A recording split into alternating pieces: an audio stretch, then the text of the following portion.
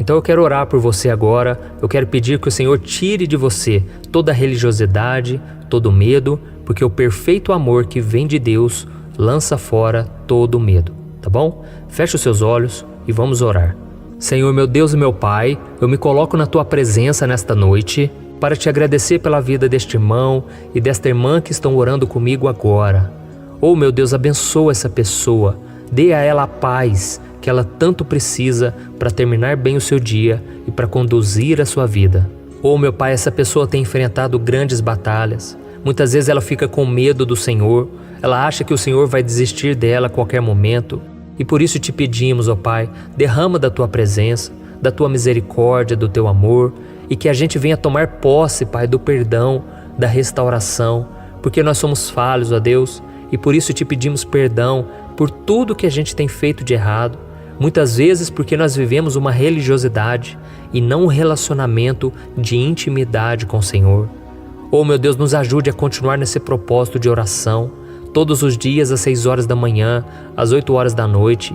Venha blindar a nossa vida, a nossa família, que a gente seja guardado debaixo das Tuas asas. Oh, meu Pai, que nós possamos também ter experiências com o Senhor e que a gente venha continuar essas orações, Pai, porque a oração é a chave da vitória, é a oração que nos conecta com o Senhor, e que a gente possa buscar a santidade todos os dias e que o nosso relacionamento com o Senhor não se resuma apenas a erros e acertos, mas se resuma ao amor, à vontade de estar contigo, ó Pai.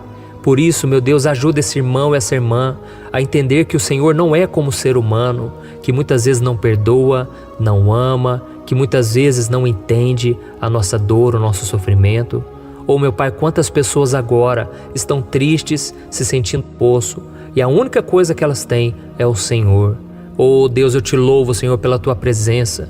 Oh, Espírito Santo de Deus, venha nos encher com a Tua glória, com o Teu amor, com a Tua presença. Senhor, nós precisamos de Ti, Pai, mais do que nunca, porque os dias têm sido maus.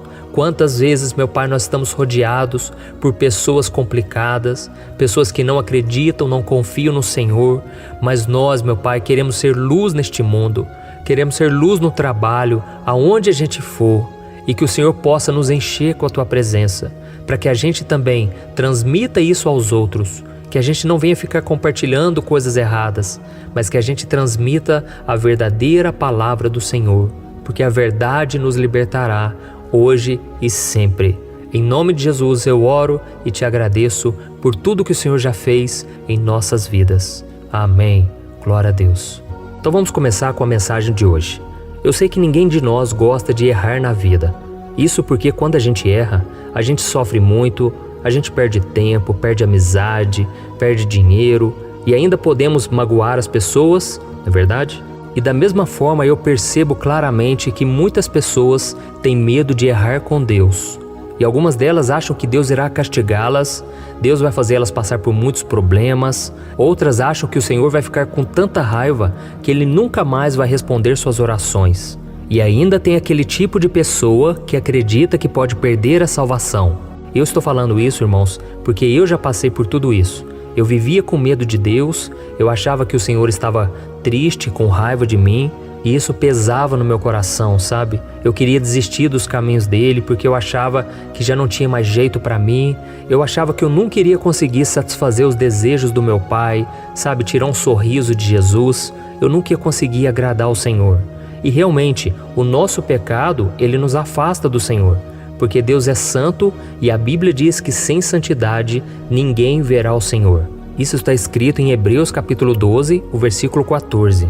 Mas tem uma coisa muito importante que você e eu precisamos saber. O nosso relacionamento com Deus não se resume a erros e acertos. Ou seja, o Senhor não fica lá no céu contabilizando todas as vezes em que você erra e todas as vezes em que você acerta. Não. Deus não lida com os nossos erros como nós lidamos com os erros dos outros, porque o Senhor tem muito mais prazer em ver o nosso arrependimento, o nosso desejo de mudança, do que em nos castigar. Amém?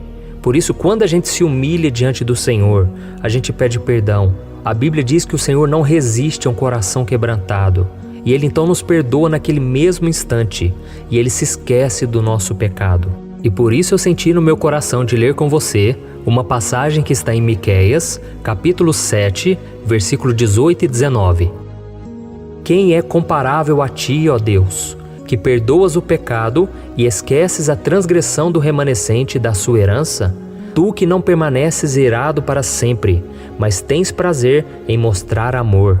De novo terás compaixão de nós, pisarás as nossas maldades e atirarás todos os nossos pecados nas profundezas do mar.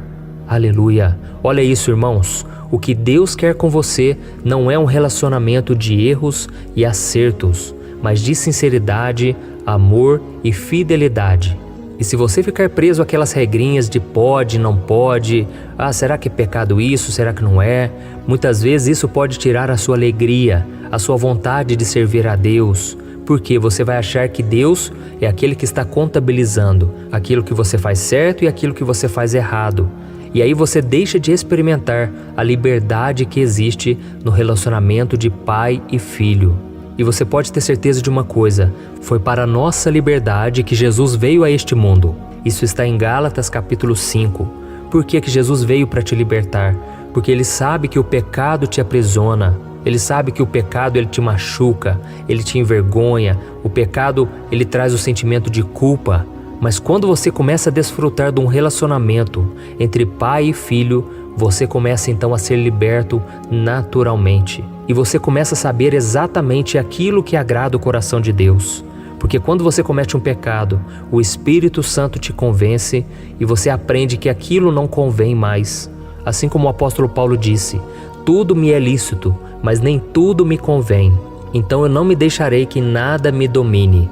Então, meu irmão, você não vai deixar mais ser seduzido, enganado e escravizado por nenhum pecado mais. E mesmo que você venha pecar, porque nós vamos continuar errando, é normal porque nós estamos contaminados pelo pecado, o nosso corpo ainda está preso às coisas deste mundo, mas nós precisamos confiar na promessa do Senhor que está em 1 João capítulo 1. Que diz que se nós confessarmos os nossos pecados, o Senhor é fiel para nos perdoar e nos purificar de toda maldade.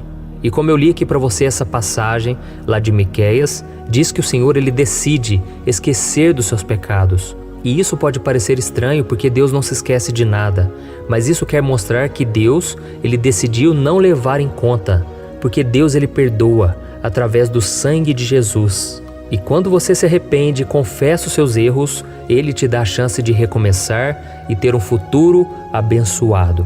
Amém? Você tem que obedecer a Deus, mas isso não é por obrigação, isso é por amor. Não é porque a tua mãe ou teu pai ficam falando para você ler a Bíblia, para você orar, para você ir na igreja, não. É porque você tem o desejo no seu coração de fazer o que agrada a Deus, de fazer o que agrada a Ele, e não porque você tem medo de ser castigado.